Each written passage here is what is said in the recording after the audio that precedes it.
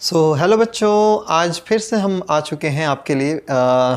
हम पढ़ रहे थे एनसीईआरटी के बुक से क्लास 10th के chapter 11 area related to circle, और इसमें हम 11.1 एक्सरसाइज में क्वेश्चन नंबर 1 से लेकर 6 को सॉल्व कर चुके थे पहले वीडियो में, पार्ट 1 में। तो अब हम पार्ट 2 में इसी वीडियो को आगे बढ़ाते हैं और आज हम डिस्कस करेंगे क्वेश्चन नंबर 7 से लेकर क्वेश्चन नंबर 14, जिसके बाद चैप्टर जो है ये हो जाएगा एंड।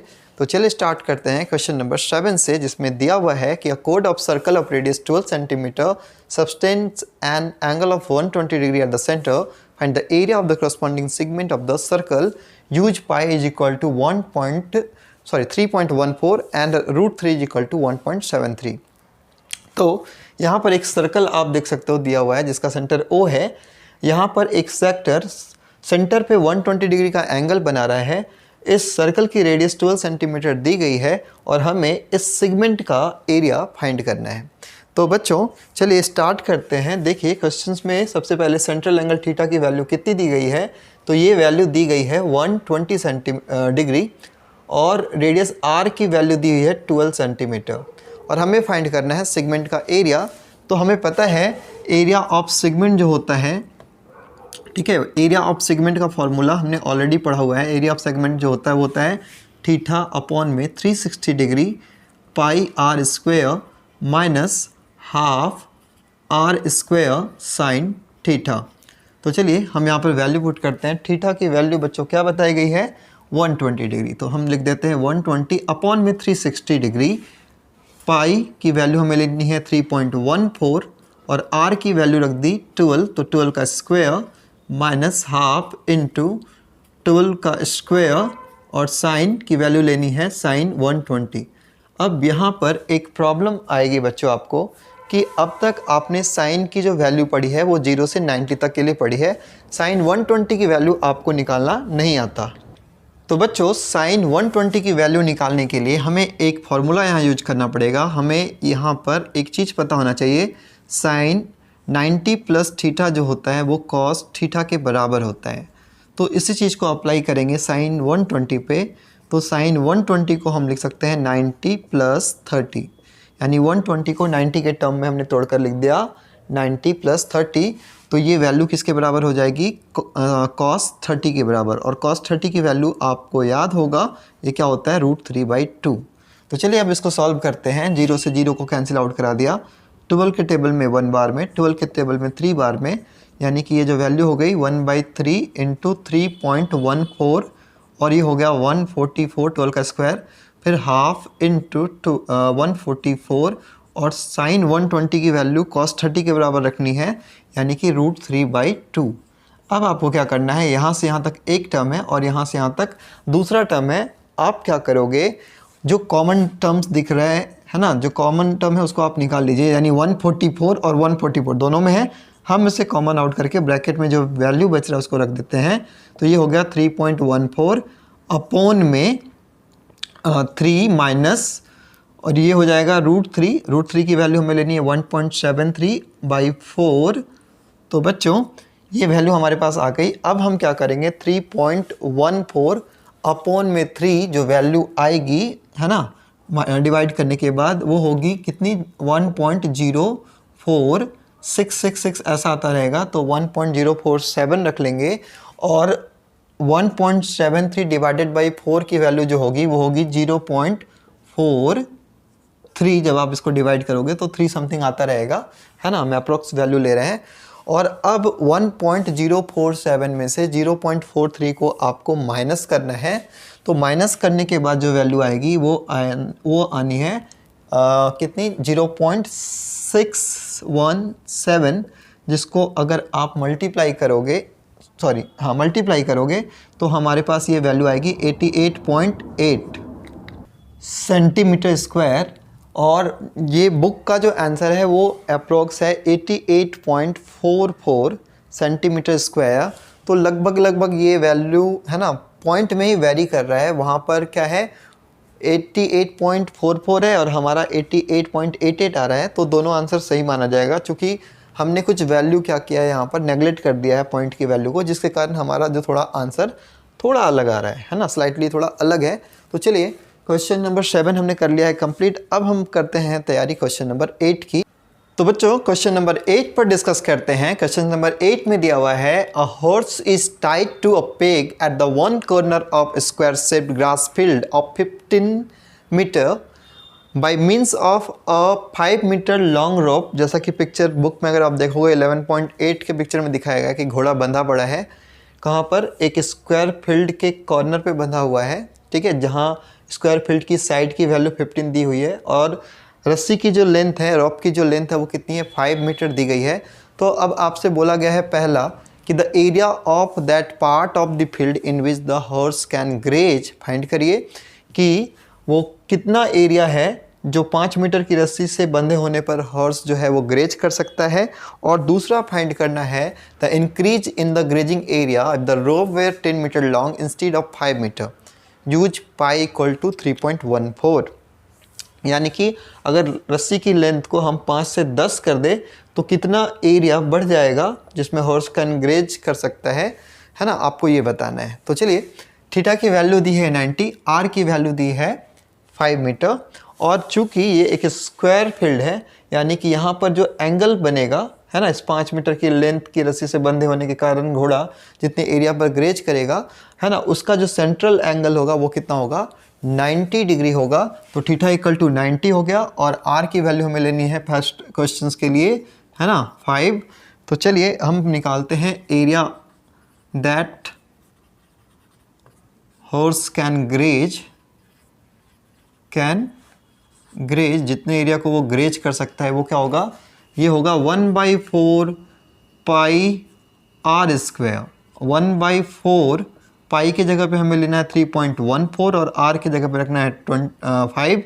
तो ये हो गया 1/4 इंटू 3.14 इंटू 25। जब आप इसको मल्टीप्लाई करोगे, ठीक है, जब इसकी वैल्यू निकालोगे तो ये टोटल वैल्यू आएगी 19.625 मीटर स्क्वायर। तो इतने एरिया को हॉर्स जो है वो ग्रेज कर सकता है।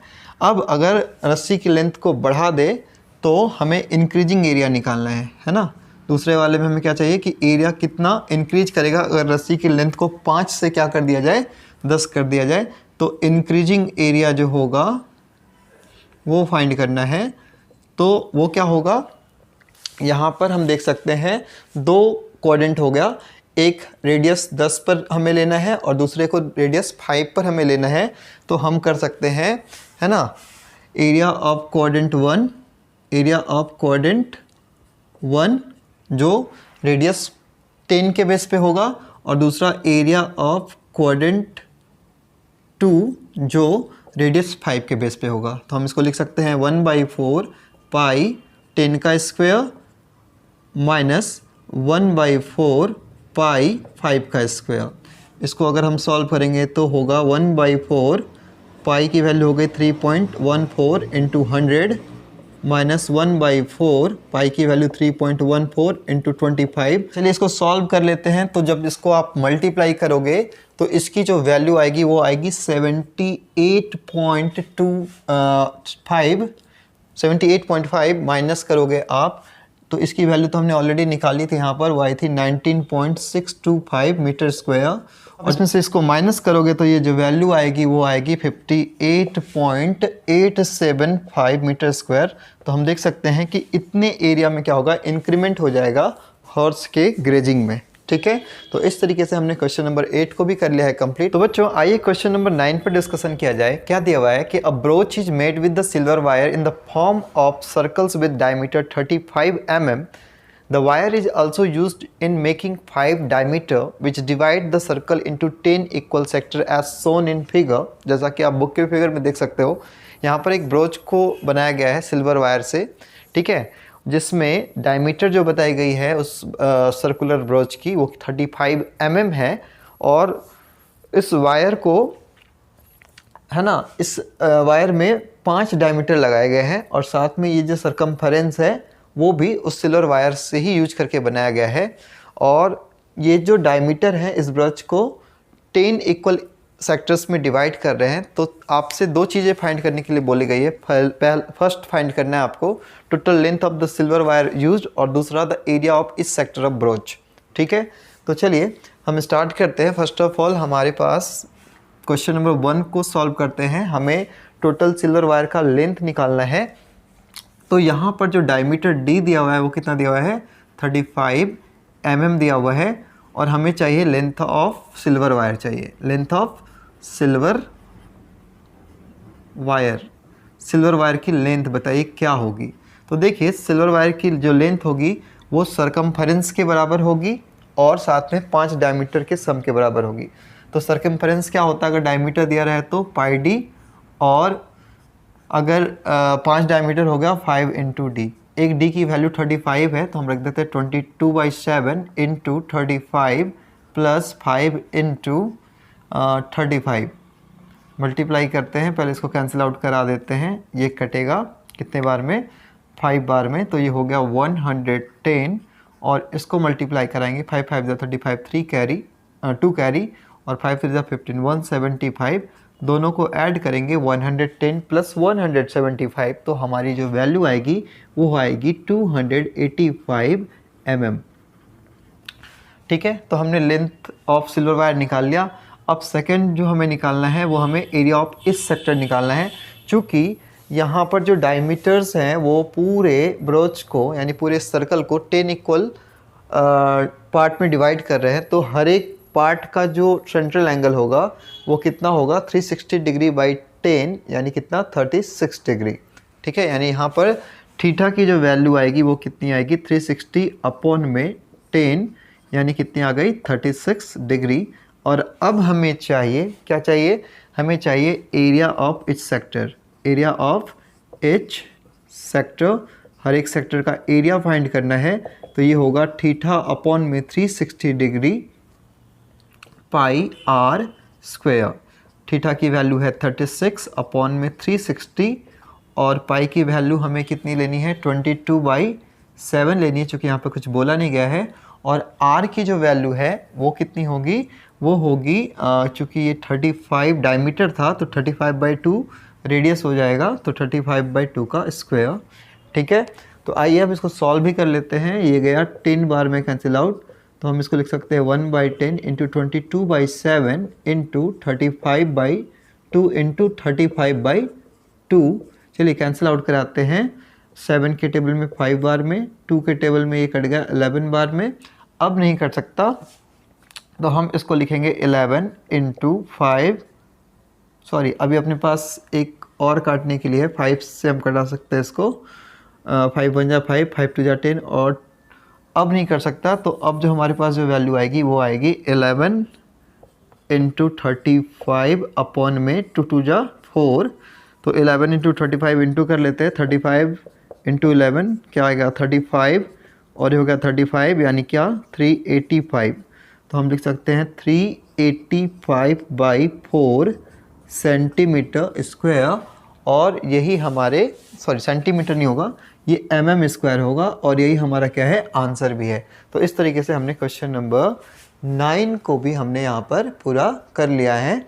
अब हम क्वेश्चन नंबर 10 की ओर आगे बढ़ेंगे।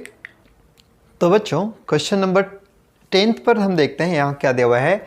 यहाँ दिया हुआ है कि an umbrella has 8 ribs which are equally spaced, जैसा कि फिगर 11.10 है ना, बुक में दिया हुआ है। Assuming umbrella to be a flat circle of radius 45 centimetre, find the area between 2 consecutive ribs of umbrella. अब आपके पास यहाँ पर एक अम्ब्रेला दिया हुआ है, इसका टॉप व्यू है यहाँ पर बना हुआ, हालांकि बुक में भी आप देखोगे वहाँ अम्ब्रेला दिया हुआ है, उसमें 8 रिप्स है।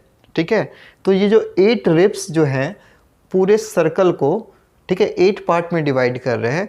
अब आपको क्या फाइंड करना है, 2 कंसेक्यूटिव रिप्स के बीच के सेक्टर का एरिया चाहिए, यानी कि यहाँ पर एरिया ऑफ सेक्टर चाहिए जिसका सेंट्रल एंगल कितना होगा, 360 डिवाइडेड बाई 8 इक्वल टू 45, यानी कि यहाँ पर ये 45 डिग्री सेंट्रल एंगल हो गया। और यहाँ पर बताया गया है कि रेडियस हमें कितनी लेनी है, 45 सेंटीमीटर, रेडियस भी 45 सेंटीमीटर ही है। तो चलिए स्टार्ट करते हैं। थीटा हमने निकाल लिया, कितना था, 360 डिग्री बाई 8 यानी कितना, 45 डिग्री। ठीक है, और हमारे पास जो रेडियस की वैल्यू है वो भी कितनी है, 45 सेंटीमीटर। तो हमें चाहिए area of what, area of sector ही बोल लीजिए, क्योंकि हमें चाहिए दो कंसेक्यूटिव रिब्स के बीच का एरिया। ठीक है, तो एरिया ऑफ सेक्टर वो कितना है, theta upon 360 degree pi r square होता है हमारे पास। तो थीटा की वैल्यू होगी 45 अपॉन में 360, और पाई के जगह पे हमें कितनी वैल्यू लेनी है, पाई के जगह पे हमें 22/7 ही वैल्यू लेनी है, क्योंकि यहाँ पर बताया नहीं गया है। और आर के जगह पे हमें रखना है 45 का स्क्वायर। चलिए सॉल्व करते हैं, इसको कैंसिल आउट कराते हैं, 8 बार में कैंसिल आउट हो गया। सो 1/8 इंटू 22/7 इंटू 45 इंटू 45, ये क्या हो जाएगा 25। ठीक है, ये कट रहा है 11 बार में, इसको काट देते हैं, यहाँ अपने पास 4 बचा। तो यहाँ पे जो वैल्यू आएगी वो आनी है 225 2025 जो भी चल रहा है इंटू 11।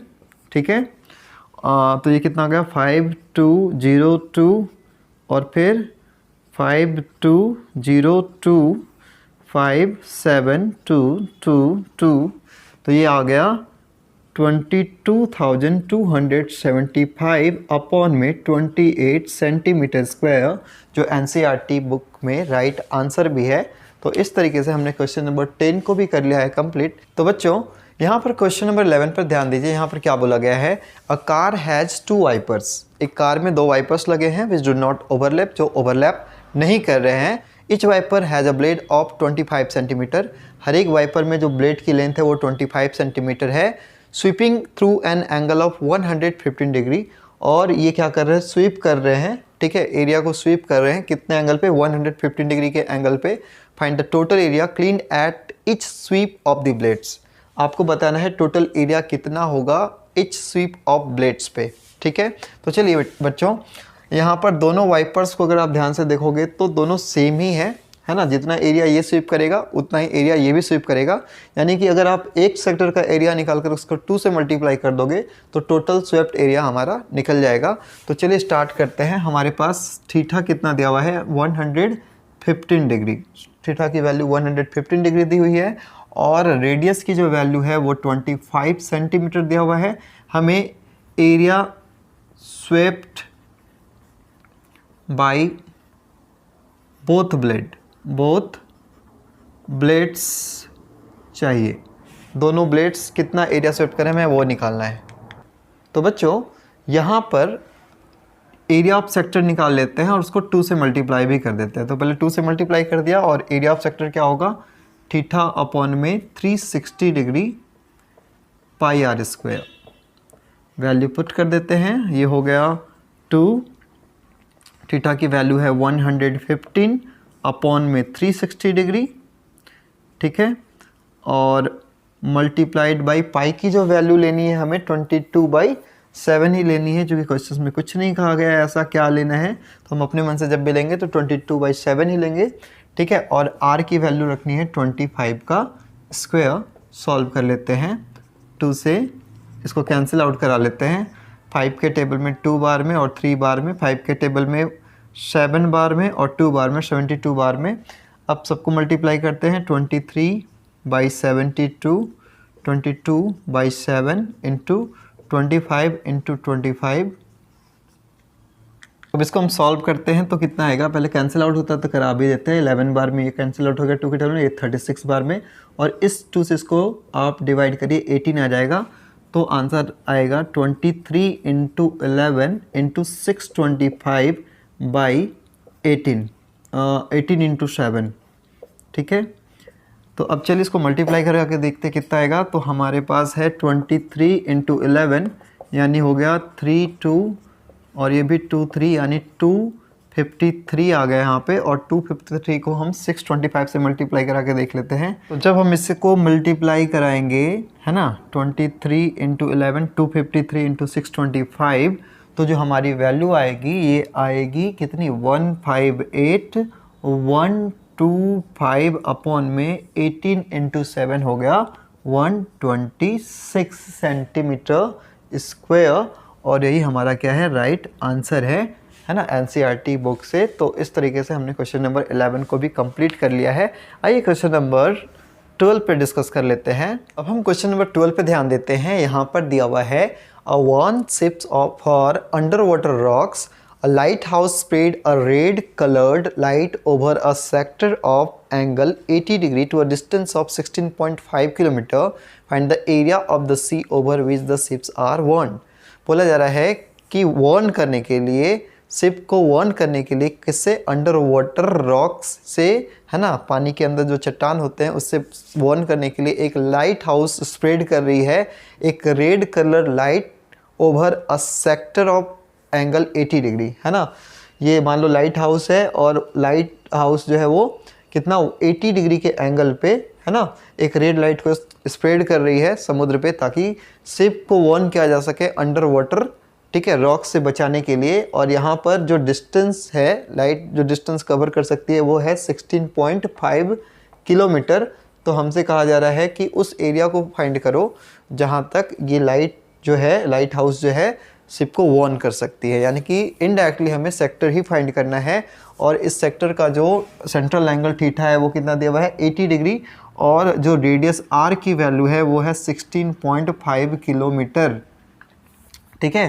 तो चलिए एरिया ऑफ सेक्टर या वो एरिया जहाँ तक ये लाइट हाउस शिप्स को वार्न कर सकती है हम उसको फाइंड कर लेते हैं। ये होगा थीटा अपॉन में 360 degree pi r square. Theta की वैल्यू बेटा 80 दी हुई है और ये हो गया 360, पाई की वैल्यू 3.14 लेने के लिए क्वेश्चन में कहा गया है और आर की जो वैल्यू होगी 16.5 का स्क्वायर कर लेते हैं और इसको कैंसिल आउट करा देते हैं, ठीक है। 0 से 0 गया, 4 के टेबल में 2 बार में, 4 के टेबल में 9 बार में, तो ये आ गया 2/9 इंटू 3.14 इंटू 16.5 इंटू 16.5। तो जब आप इसको मल्टीप्लाई कराओगे तो 16.5 मल्टीप्लाइड बाई 16.5, चलिए मल्टीप्लाई कराते हैं, 5 5 25, 2 कैरी, 5 30 30 33 कैरी और यहाँ 8 हो गया, फिर 6 5 33 कैरी, 6 36 39 3 कैरी और ये हो गया 619। अब उसके बाद हम इसको 5 6 1 कर लेते हैं तो 5 2 और ये हो गया आपका 14 और 8, 14 और 8 हो गया 22 2 कैरी, 11 और 6 17 और 1 इतना, है ना, 272.25 और फिर इसको हम 3.14 से और फिर 2 से मल्टीप्लाई करके और फिर 9 से जब डिवाइड करेंगे तो हमारा जो फाइनल आंसर आएगा 189.97 किलोमीटर स्क्वायर आएगा। तो आइए बच्चों क्वेश्चन नंबर 13 पे भी डिस्कस कर लिया जाए। यहाँ पर दिया हुआ है कि एक राउंड टेबल है ना, round table covers has 6 equal designs. एक राउंड टेबल कवर्स है, उसमें 6 इक्वल डिजाइंस यहाँ पर आप देख सकते हो। यहाँ पर कोने कोने पर डिजाइन बना हुआ है ना। If the radius of cover is 28 centimetre, अगर यहाँ पर जो रेडियस वो बताई गई है कितनी 28 सेंटीमीटर दे दी गई है, then the find the cost of making the designs at the rate of ₹0.35 per centimetre square और यूज करना है √3 की वैल्यू 1.7। तो यहाँ पर डिजाइन है और इसके 6 कॉर्नर्स ऐसे दिए हुए हैं, ठीक है। तो अगर आप इसको मिला दोगे तो आप देखोगे कि ये 6 कॉर्नर्स से मिलने वाली जो रेडियस है पूरे सर्कल को 6 इक्वल पार्ट में डिवाइड करेगी। तो डिजाइन का मतलब यहाँ पर हुआ कि एक सेगमेंट का एरिया, दूसरे सेगमेंट का एरिया, तीसरे सेगमेंट का एरिया, है ना, ऐसे करके 6 सेगमेंट्स का एरिया अगर हम निकाल लें तो वो एरिया ऑफ डिजाइन होगा और जो भी 6 सेगमेंट का एरिया आएगा उसको हम 0.35 रुपीज़ से मल्टीप्लाई करके टोटल कॉस्ट फाइंड कर लेंगे। तो चलिए हम एरिया ऑफ डिजाइन निकालते हैं। तो सबसे पहले अपने पास थीटा कितना है, तो कि चूँकि यहाँ पर जो 6 कॉर्नर हैं पूरे सर्कल को 6 इक्वल डिवीजन में डिवाइड कर रहे हैं तो हम बोल सकते हैं कि यहाँ पर थीटा की वैल्यू होगी 360 अपॉन में 6 यानी कि कितना 60 डिग्री। तो थीटा की वैल्यू 60 डिग्री दी गई है और रेडियस आर जो है वो दिया हुआ है आपके पास 28 सेंटीमीटर। तो एरिया ऑफ डिजाइन निकालते हैं। एरिया ऑफ, है ना, डिजाइन जो होगा वो क्या होगा 6 इंटू ब्रैकेट के अंदर रख देते हैं एरिया ऑफ सेगमेंट का फॉर्मूला थीटा अपॉन में 360 degree pi r square minus half r square sine theta. चलिए वैल्यू निकालते हैं तो कितना आएगा 6 इंटू थीटा की जगह होगा 60 अपॉन में 360 डिग्री, पाई की जगह पे रखना है 3.14 आर की जगह रखना है 28 का स्क्वायर माइनस हाफ इंटू 28 का स्क्वायर और साइन 60 यानी √3/2। ठीक है, चलिए इसको सॉल्व करते हैं। तो 6 इसको पहले कैंसिल करते हैं, 1/6 बार में ये कैंसिल आउट हो गया। इसको हम लिख सकते हैं 1/6 इंटू 3.14 और फिर ये हो गया 28 का स्क्वायर माइनस हाफ इंटू 28 का स्क्वायर इंटू √3/2। ठीक है, तो बच्चों अगर आप इसको मल्टीप्लाई कराओगे टोटल, ठीक है, तो बच्चों यहाँ पर इसको मल्टीप्लाई कराते हैं हम लोग। एक काम करते हैं, यहाँ 3.14 को 22/7 ले लेते हैं, क्योंकि ये 28 से कैंसिल आउट हो सकता है 7 यहाँ पर, और यहाँ 1/2 इंटू 28 का स्क्वायर 784 इंटू 1.73, क्योंकि क्वेश्चन ही बोला 7 लेने के लिए रख लिया। और अब हम क्या करेंगे, अब हम इसको कैंसिल आउट कराते हैं। 7 की टेबल में 4 बार में कैंसिल आउट हो गया, और यहाँ पर 2 के टेबल में यहाँ 11 आएगा, और यहाँ पर क्या आएगा, यहाँ आएगा 3।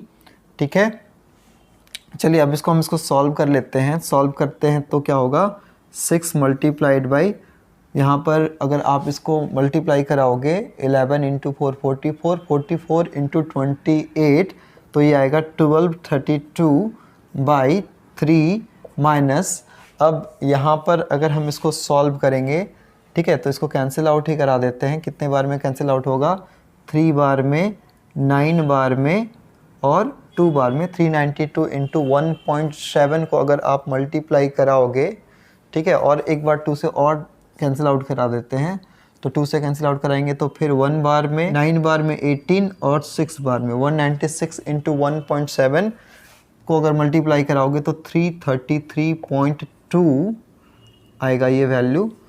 ठीक है, और अगर आप 6 को, है ना, 6 से यहाँ अगर आप मल्टीप्लाई कराओगे, ठीक है, तो 6 से ये कैंसिल आउट हो जाएगा, तो यहाँ बचेगा ऊपर 2 इंटू 1232 जो होगा वो होगा 2464। फिर यहाँ पे 6 से मल्टीप्लाई करा दोगे तो ये आएगा 1999.2, और जब इसको इससे माइनस करोगे आप तो जो वैल्यू आएगी 464.8 सेंटीमीटर स्क्वायर। तो इस तरीके से हमने एरिया निकाल लिया। एनसीईआरटी में भी एरिया यही दिया हुआ है। अब हमें क्या चाहिए, कॉस्ट चाहिए। तो चलिए कॉस्ट ऑफ डिज़ाइन हम ऊपर निकाल रहे हैं, आपको यहाँ दिखता होगा।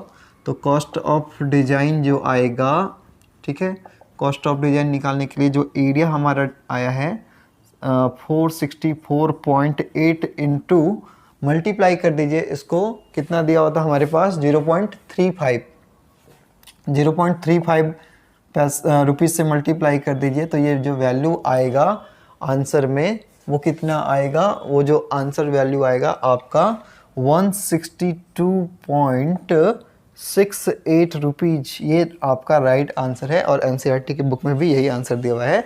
तो इस तरीके से हमने क्वेश्चन नंबर 13 को भी कंप्लीट कर लिया है। अब लास्ट 14 नंबर क्वेश्चन जो है वो बहुत ही सिंपल है।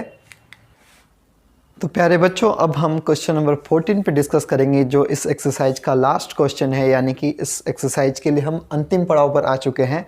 14 नंबर क्वेश्चन बोलता है कि tick the correct answer in the following.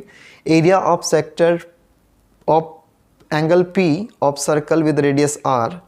आपके पास एक सेक्टर है, ठीक है, जिसका एंगल कितना दिया हुआ है, P दिया हुआ है और रेडियस R दिया हुआ है। उसमें 4 ऑप्शन आप देख सकते हो। पहला ऑप्शन है A = P/180 2πr, दूसरा है B = P/180 πr², तीसरा है P/360 2πr, और चौथा है D जो ऑप्शन दिया हुआ है P/360 डिग्री πr 2πr²।